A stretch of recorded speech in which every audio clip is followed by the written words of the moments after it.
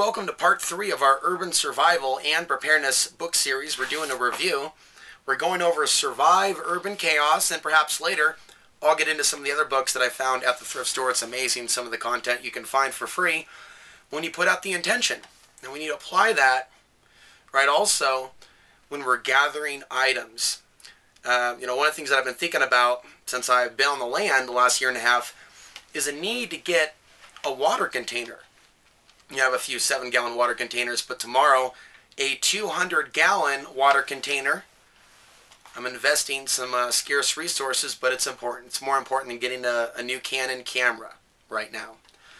So I'm going to be going over this, some of the things I may have on my person, some things I'm going to need to get. We are reading from For Patriots. And if you haven't already watched part 1 and part 2 we deal with mob psychology and some of the information that's contained within. Like with all things, take the information that's relevant and leave the rest. So we're going to talk about, in part 4, food storage, things like, water containers for long-term storage and things of that nature.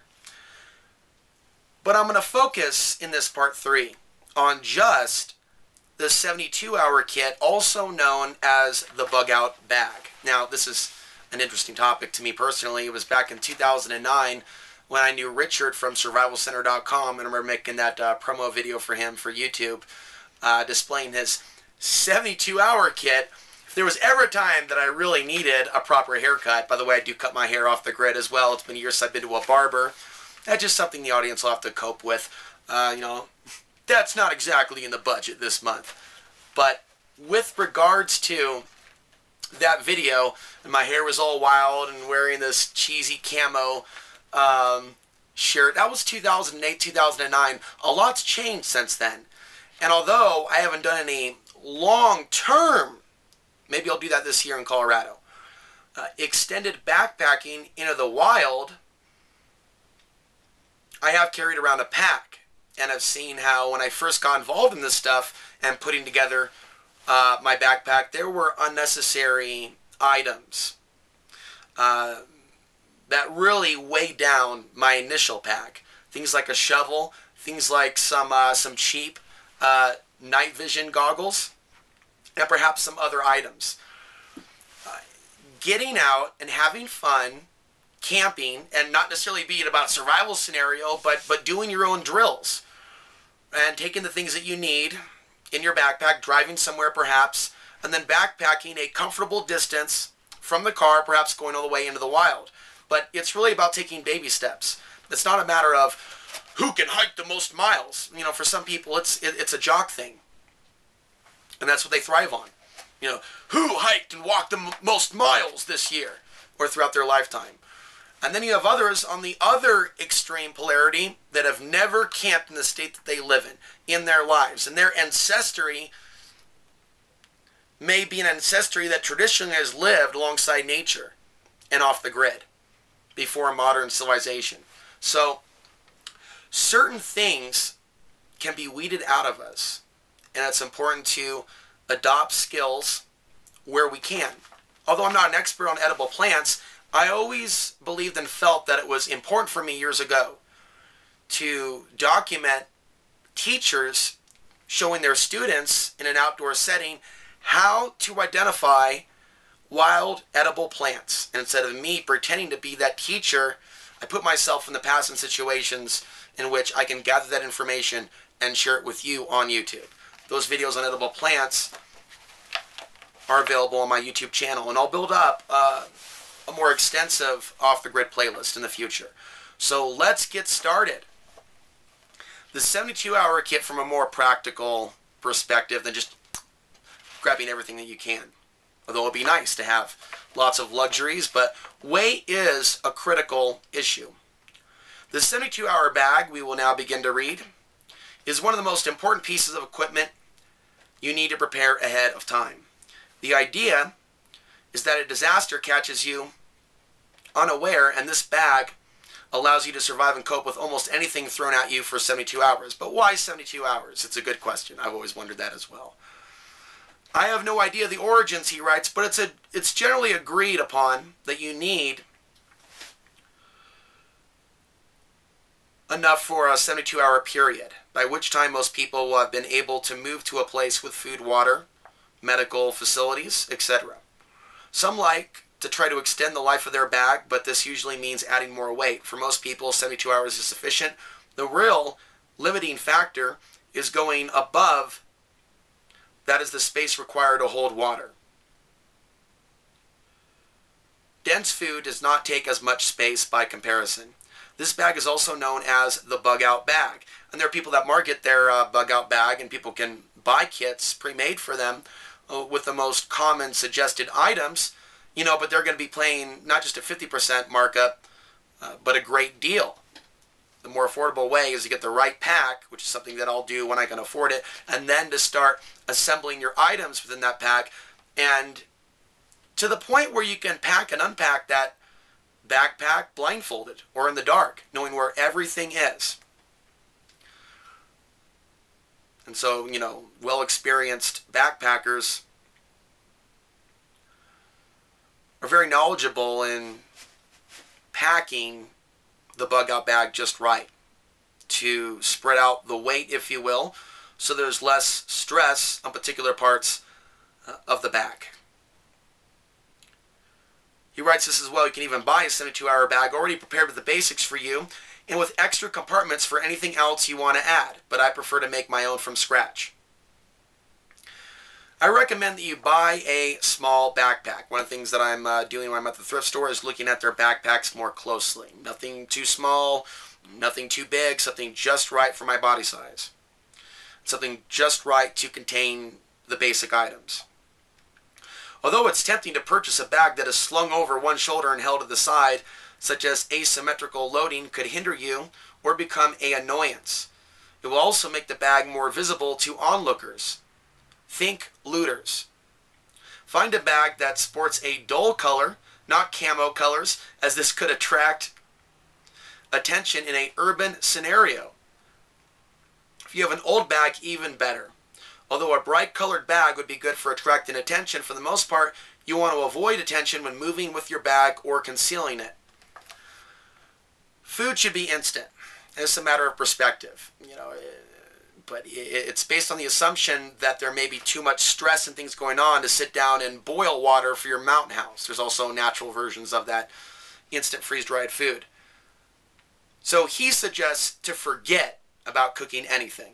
There's plenty of ready-to-eat food that you can pack that will deliver maximum calories for minimum space and weight requirement. Now, I'm the type of guy that would like to, boil quinoa while camping with a little makeshift set. Camping's one thing. A 72-hour grab-and-go bag is slightly different, as this is detailing. Nutrition is not your main concern over a 72-hour period. Calories are. Energy bars are really good for this purpose. Okay, think power bars. Freeze-dried meals are also good, although you are supposed to add boiling water to soften and bulk them up. In an emergency, you won't care. Alternatively, you can pack ready-to-eat meals, which will weigh more but are moist. It's a good idea to add at least 1 or 2 of these for morale, if nothing else. I'm also thinking about, nuts. Some urban survivalists pack food items that require heat preparation, which I personally think is a bad idea. You want something that you may have to eat on the move. Any preparation requirement excludes this. Water is perhaps the most annoying part of a 72-hour bag. We all need water to survive, and it's bulky and heavy, though you need much less of it than you might think. You can survive on just a liter of water per day, just over a quart. Some urban survivalists believe you need more, but I disagree. I've seen people recommending that you carry a gallon of water per day, but that may weigh you down. Theoretically, a collapsible water container, I've had some of those, will save space, but my view is the benefit is minimal. If you want to extend the range of your water availability, then it's also a good idea to pack some water purification tablets, obviously. These can give you a massive benefit for very little space weight premium. There's also grapefruit seed extract, which has disinfectant properties. It's also good for candida and other internal parasite issues, which a lot of humans have. If you have additional space, a water filtration device is not a bad idea. These are tiny and allow you to drink from even heavily polluted waters. Hydro packs also make a great alternative. Don't have one of those, nor the Life Straw. I do have a larger Life Straw though, but it's not backpack friendly.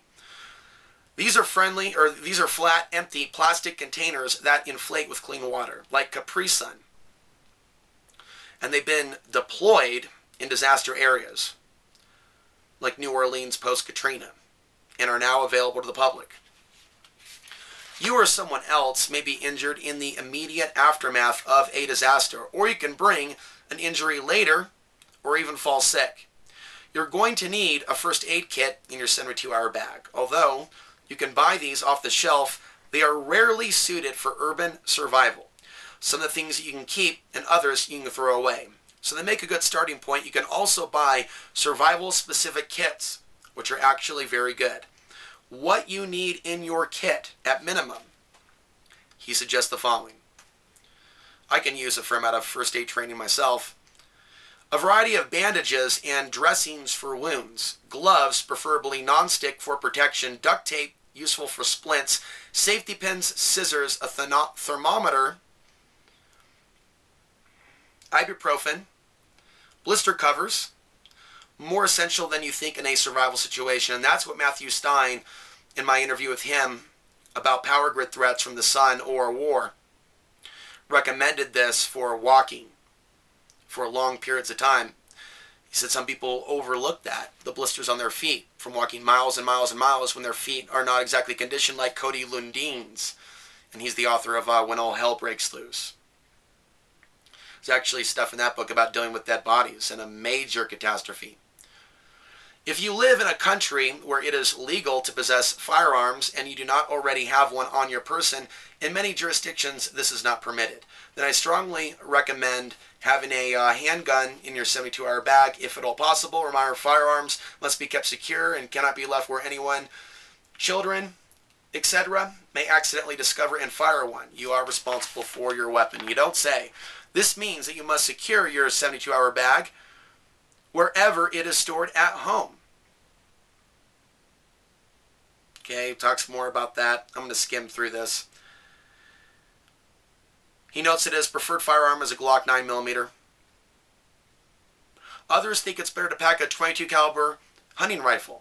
The latter may be more useful if you're in a rural area, but in an urban area, food is not likely to be as great of a problem.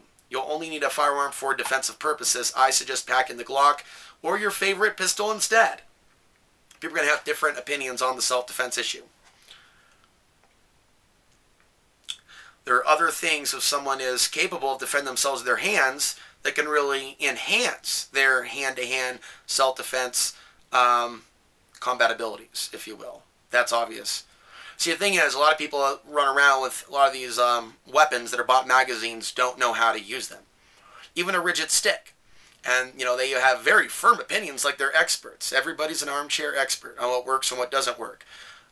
Whether it works or not is in relation to whether or not the person holding it can use it. The weapon is animated by the person holding it. By rating the weapon by itself, unless it's just a taser, but even a taser needs to be moved by hand. And if that hand's not fast enough, if that person doesn't pay attention, if that person, you know, has it out in a certain, then that weapon could be taken against them and used against them. And I think a lot of amateurs holding sticks are pretty easy to disarm. Unless they are competent with certain defensive positioning or postures, reactions. So guns is one thing and that's fine. But there's way too many men, like that's their ultimate. And there isn't really a whole lot of thought for backup or developing backup abilities if that firearm is not accessible.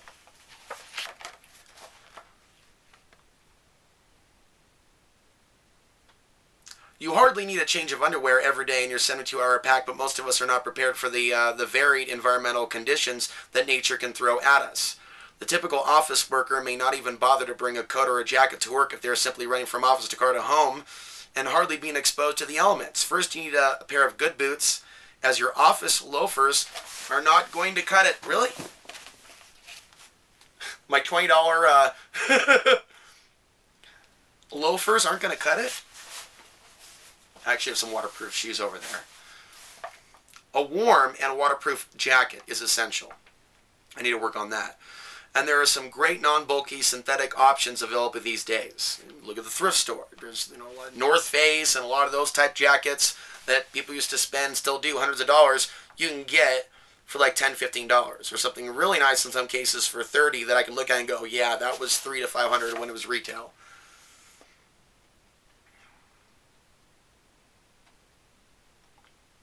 A pair of jeans, a hat, a couple of pairs of good socks, and a couple of shirts. I also recommend a pair of synthetic shorts. Have that top and bottom, more like pants.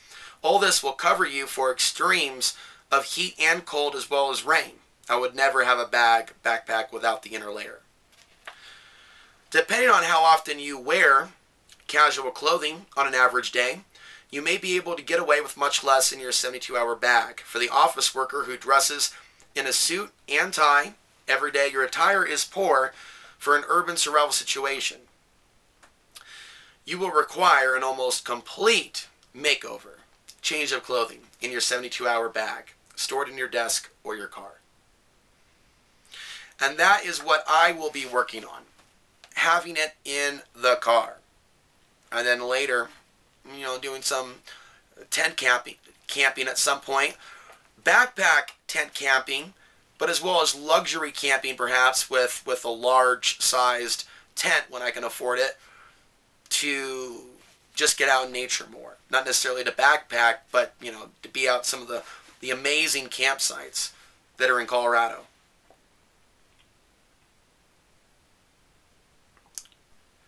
The important items are food, water, and shelter. First aid is also important, but it's not so bulky, so it's rarely compromised. Clothing takes up valuable space.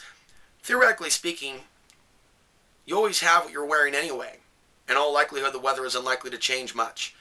Out of clothing, I would say that good shoes are the most important thing. Without them, you can be severely compromised and lack good traction and the ability to run or climb. There's also a little tip on scaling a 12-foot wall in this book.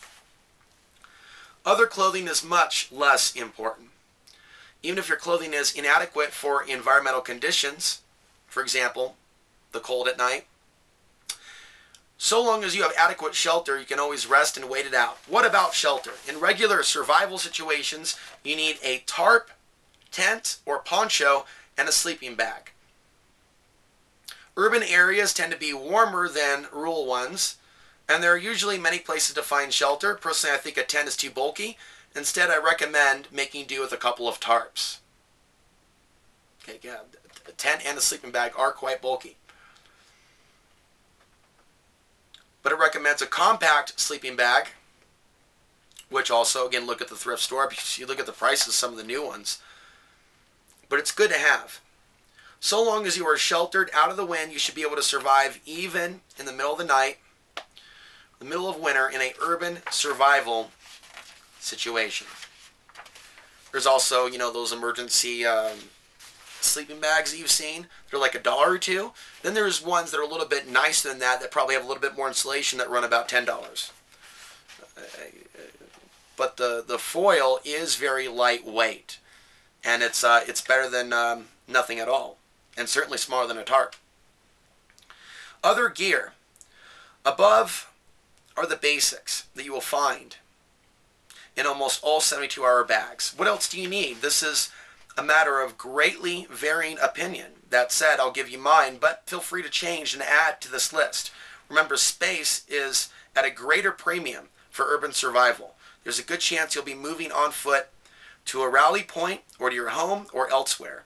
You do not want to be carrying around a heavy backpack, and you'll not want bulkiness either, as it will attract attention.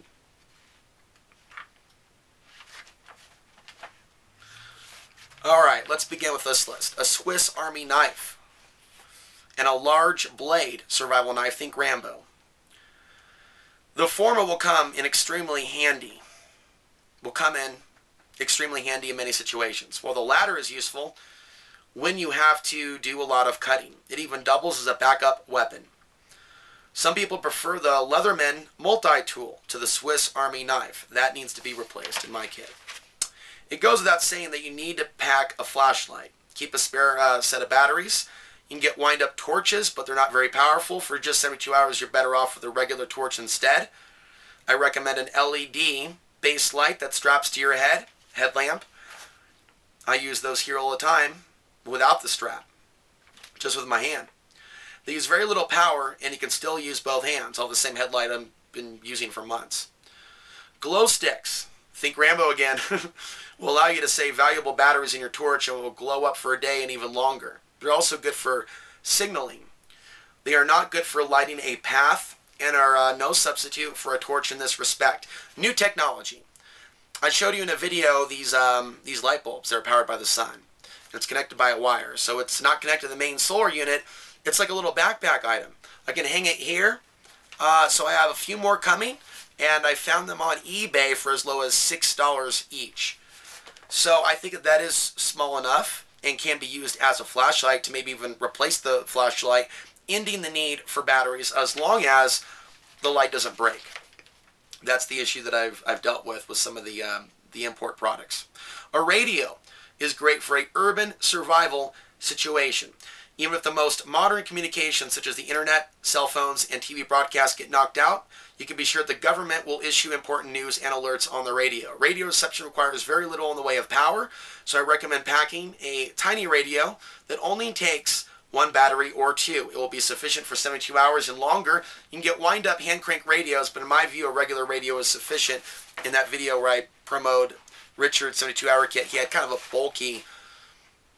bulkier wind-up solar-powered, called the Solar Dynamo radio. I think they run about $69 or so, something in that range retail. I'm sure you can get them cheaper on eBay. But yes, we want to look for something lighter than that particular model. Insect repellent is needed if you live in those types of climates. If you're stranded outdoors, your area is experiencing flooding, you will need this to protect yourself from not only discomfort, but also from disease. I'll have to pack that as well. You need a lighter as your regular method of starting a fire. A windproof one is best. You should also have other means of starting a fire in case you lose the lighter or when a lighter is not suitable. I haven't had a windproof one for some time, but they're very, very powerful. So yeah, I could see how. I think they've come down in price. So they have knockoff models, $5, $10. I'm sure at the some of the local gas stations. You should also have other means of starting a fire in case you lose the lighter or when a lighter is not very suitable. Versatility in fire starting is very important in any survival situation. I recommend buying a flint-based fire starter. Although you can strike a piece of flint with your knife to produce a spark, it's a better idea to buy one with a built-in striker. As your third method, I recommend packing some waterproof matches. Don't forget about tinder either. I believe it's the metallic wool, if you will, that scratchy stuff that's used in auto repair and things of that nature. That is very flammable. So other survival books have recommended taking a lightweight piece of that very flammable material and adding that to your pack. He also mentions, next to tinder, cotton balls, swabs, coated in Vaseline petroleum jelly and stored in a small container. You can even buy fire paste, but I don't think it's necessary. If you have wood available, you can also take thin shavings to make your own tinder. Birch bark is well known for being excellent as tinder. I recommend packing a small whistle for signaling and grabbing attention. In an urban survival situation, you could be trapped under rubble, for example. Screaming requires a lot of energy. A whistle, this is a good point, a whistle is a much more efficient signaling method. Also, pack a small frameless mirror. This can be used to signal to boats and shoppers from far away during the daytime. A roll of duct tape is also useful for a variety of tasks. Duct tape, electrical tape, that as well. For the same reason, you should pack some rope. Almost all survivalists pack some 50-50 paracord. Some survivalists like to pack a collapsible spade. Personally, I don't think this is necessary in an urban survival situation, and it just takes up valuable space, right? Night vision, shovel for burying your own crap. In an urban situation, probably find somewhere to do that. It's not exactly the woods. So, bug gut bag for the wilderness, bug gut bag for an urban situation, custom tailored. Then you need to think about specific threats, which could be lack of resources in particular areas. You may be in one of those areas where there could be a lack of particular resources. You could be in an area where there's an abundance of particular resources, urban or not. That could include water, that could include food. So all that needs to be taken into account. You know, are we going to be transported literally thousands of miles to another environment in a crisis? More than likely, you're going to be where you are, and I'm going to be where I am, and we're hopefully not going to be on Greyhound. Hopefully we're not going to be on Greyhound. Accidentally going on a trip somewhere, and then boom, something happens. But in that case, it's good to be efficient if you're traveling on Greyhound and to have a lot of these primary items perhaps with you when you travel. Never know.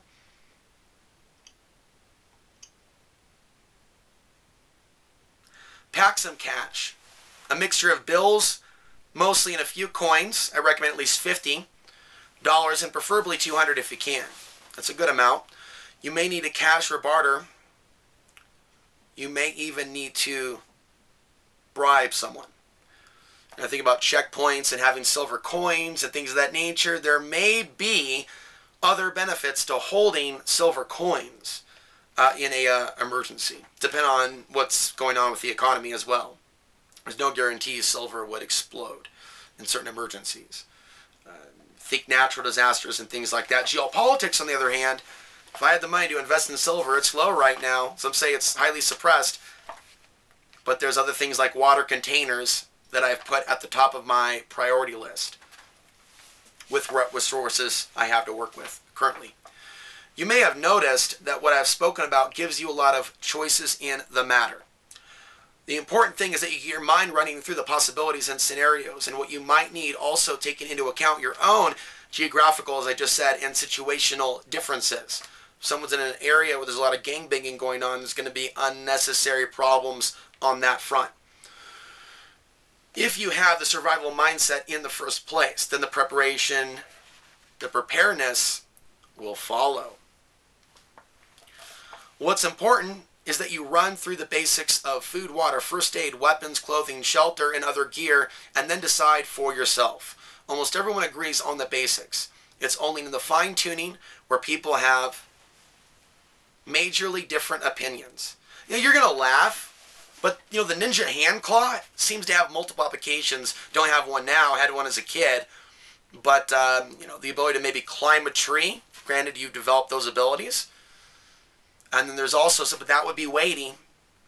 But if there's a situation where somebody may need to be in the trees or to gain elevation, you know, there may be certain tools that can enhance someone's ability to evade a dangerous situation, get over a fence, or get up a building, scale a building, other than having superhuman strength. So there are things like, you know, the claw and the rope. But that is a fair amount of weight. But there's a lot of use for something like that anyways. And we're talking about car stuff. You know, keep my commentary on this minimal. Having extra things in our car in case our car breaks down, which is not something that I typically am good at. So tow ropes, jumper cables, a jump box, a battery in decent condition. I just replaced the battery for $100 a couple weeks ago in that car. I don't think I mentioned that. The car still has an issue starting, so I have to start it manually in the front. But the point is that the car needs its own kit, if you will. You know, and there are people that sell those too. It's really better to identify the things that you need and to go get those things on your own. Money and preserving wealth, the next section, and then he gets back into weapons. A disaster threatens not only your home, your family, and your personal safety, but also your other assets. The worst type of disaster is an economic collapse. And I think what's terrifying about that is the human trafficking that spills out of that crisis. The Americans, as much as they focus Hamburger Gate and other things of the sort, they don't seem to be looking at the long-term greater threats across the board. And so the current dialogues about human trafficking, people make it political. People get weird with it. When we talk about the actual human trafficking threats that our nation faces, I'm not aware of other men in the alternative media that raise the alarm as I do. It doesn't win you friends.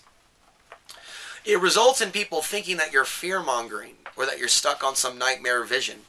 Or worse yet, with the New Agers, they think that we want to see it happen. And so the collapse of society and morality has already arrived before the economic collapse and geopolitical tensions.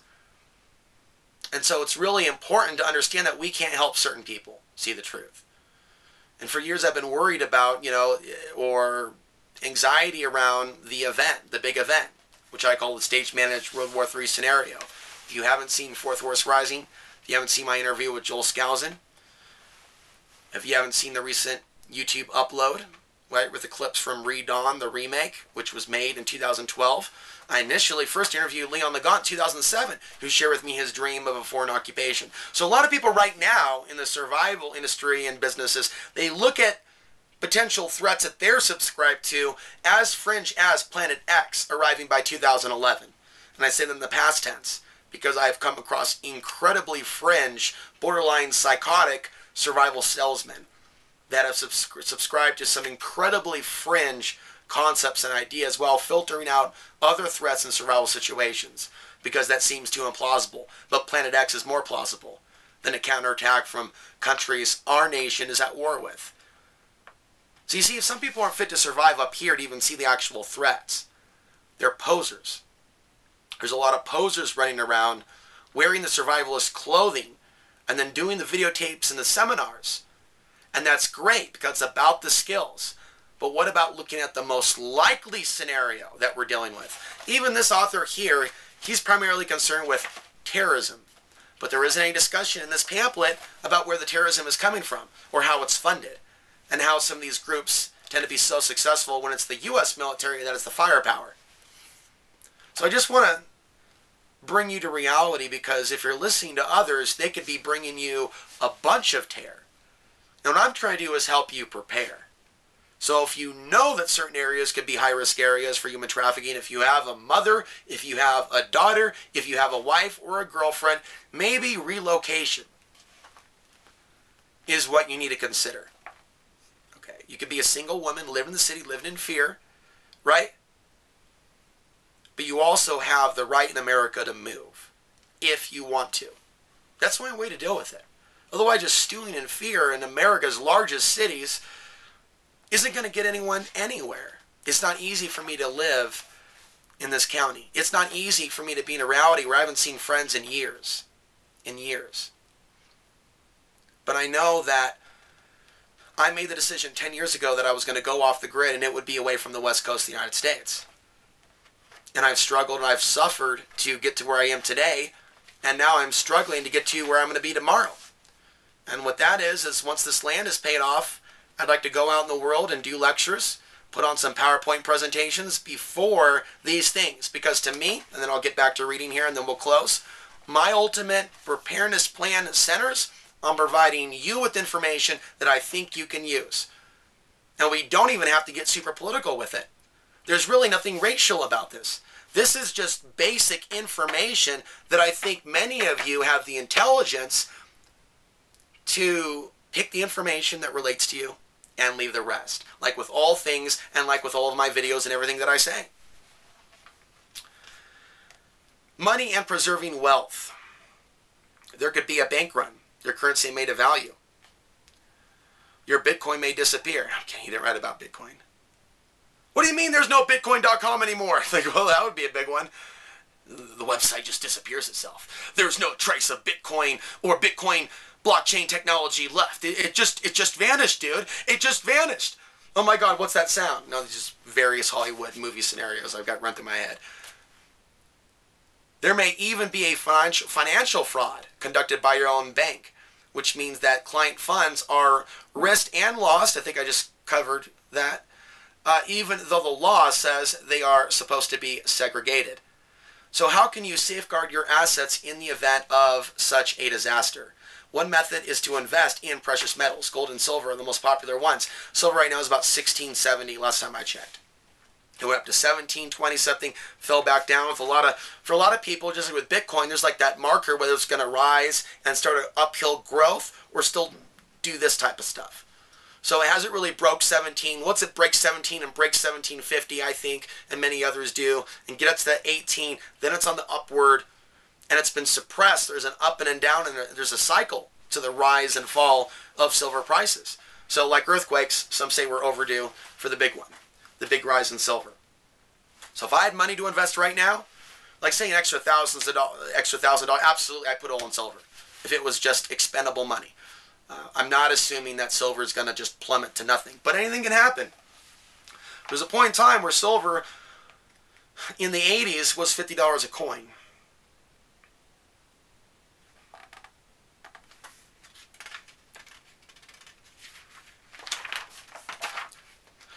And even if you decide in precious metals, what is the best way? You can buy coins. On top of coins, you have the ounces of silver coins, but then you have like the silver dimes and things that are much smaller. And then you have coins, silver coins that are an ounce, but they're like 1/10 of an ounce, just like a roll of them. You can buy coins, but you will need to keep them safe. Alternatively, you can buy gold that is vaulted in other cities around the world. It mentions Bullion Vault, which allows you to buy gold and silver in their vaults in London, New York, and Zurich. Most safe. If you say so. I am not qualified to give financial advice whatsoever. Neither am I. But many who are generally advise that you put some percentage of your assets, around 10%, into precious metals. I keep a few gold and silver coins because in my view, they will always hold some value and that can easily be traded in any type of disaster, economic or not. So 10% of my assets in precious metals. All right, maybe I can buy one coin this month. Other than precious metals, you can also consider other items that hold value, such as gemstones. Like precious metals, there are only finite reserves of the minerals from which gemstones are derived, and the price does not fluctuate greatly as demand and supply usually do not spike, meaning that they can make for a generally stable store of value. It makes a lot of sense to stockpile some items which can be expected to rise in value when disaster strikes. Cigarettes, some type of ammo, pot. History has shown that on many occasions these items go up in value. Even things as simple as soap and salt can be highly sought after. I have listed several of these items in a later section on what to stockpile. How you preserve your wealth is one of the least straightforward aspects of preparation for urban survival. Many people will disagree on the best course of action to take. Certainly non-portable stores of wealth in your house can be destroyed, and I do not recommend them. Your house may be insured, but many policies do not cover acts of God, in which case you can lose everything if it's your main asset. Deciding what to do is not easy, but you definitely need to consider taking some type of preparatory action for preserving your wealth in the event of a major disaster. Well, there's a fire risk here in Colorado. I don't know if this can be insured with Geico Insurance, this $4,000 shed, but how I can safeguard the shed in the event of a fire from a extinguisher to other things crosses my mind as well. And I also, just like with mechanics and survivalists and off-gridders, you have different perspectives on what's possible, whether it be the fire or our own potential, right, to defend our items against a fire or to engage in somewhat of a firefight on a small level. Some people are optimistic with regards to safeguarding a shed in a wooded environment, granted that there's proper mitigation. Others say the whole area would just be engulfed in one big giant flame, which could happen, but that's not guaranteed. So making at least an attempt, at least trying, dude, at least trying is what I'm going to do if there's such a threat, or any threat. It's not good to assume that you are going to be defeated, or that your shed or your home is going to be on fire, or that you're going to be flooded. I don't know how practical it is for me to get a boat while I'm living here at 8,000 feet elevation, but I don't know, things could get really exciting. Whoa! Weapons. History has shown that when disaster strikes, disorder follows. Basic resources such as food, water, and medicines can become limited, and some members of society are willing to take from others by force, and that includes women, in order to gain what they want. Law enforcement resources are often also stretched, which means that crime rates soar. There's many people in this country that are just waiting for the sign they can get away with what they've been wanting to do for a long, long time. I made a video last year about the, you're not going to hear this from this type of person, but before the global conflict, rogue elements of our citizens hurting innocent citizens within the United States based on information they're observing on the internet, calls to action from people like Alex Jones and others to target particular communities that they say are the enemy, that they say are planning terrorism while distracting from what the banks are doing to our economy. Massive looting at the Treasury, Pentagon budget for World War III going up like this. And I live in a world where most people don't see the bait and switch. They're not properly prepared in that situation, in this situation. The bait and switch, the propaganda distraction, I would recommend not letting yourself get PTSD and trauma from reading too much news on the news wire. I would filter that out, and I actually stopped. It wasn't necessarily all intentional all at once. It just kind of dropped off the radar. But the idea of starting my day reading a bunch of news regarding what other people are doing in their dramas, as far as some of the most basic fundamentals of preparedness, it's a sound mind. So if a mind isn't prepared to survive the tensions, the trauma, the PTSD that he or she may occur, then how are those items in the pack going to be useful? I knew someone that was living in Portland a few years ago before he killed himself, and he had a lot of radical survival ideas, and everything was really strong-armed, with him knowing everything and really feeling that he needed to command his own platoon, basically, of veterans and others and survivalists. Although what he was surviving or trying to survive wasn't clear, just prepping, and prepping non-stop, and then having gear here and there. And then one day he killed himself. So if someone can't handle the stress of what's going on in today's day and age, what's the point of a lifetime of all the preps? Weapons. Remember, the best form of defense is actual evasion. Defend yourself with weapons should always be a last resort. Every time you draw a weapon, there's a chance you can lose it, and with grave consequences. Even if you win, you could still lose more than you had you successfully evaded the threat in the first place. Unless there is a calculated reason to do so, do not fight others. You never know what might happen or who is backing them up. A single attacker can very easily turn into a tire mob in an urban survival situation. I've faced that too. Evading threats and talking your way out of trouble is infinitely preferable to engaging in a fight. That said, you need a weapon as a last resort, and in some cases to act as a deterrent. So here are some of the things that he's recommended. He already talked about firearms. Non-firearm section. Bats and canes. Better for having in your car. Collapsible baton might be preferable to a bat. Easier to pack. Okay, he gets into crossbows, tasers, air rifles, BB guns, large knives. That kind of thing.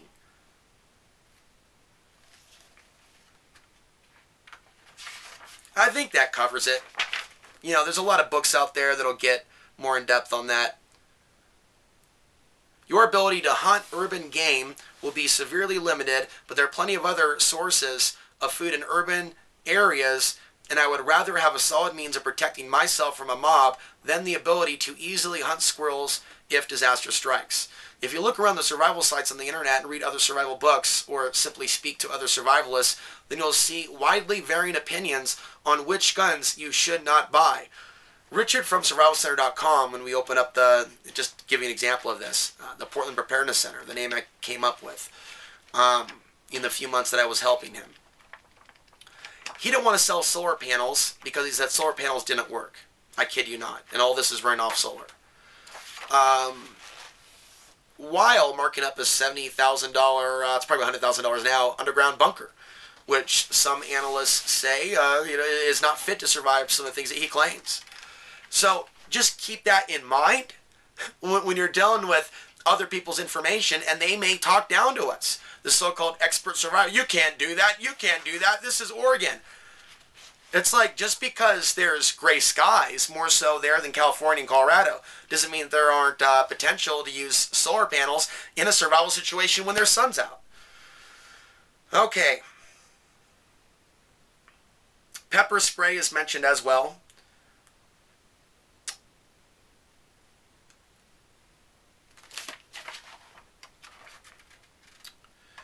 And then a longer extended section on BB guns. You can learn more about that online. There's interesting technologies that have been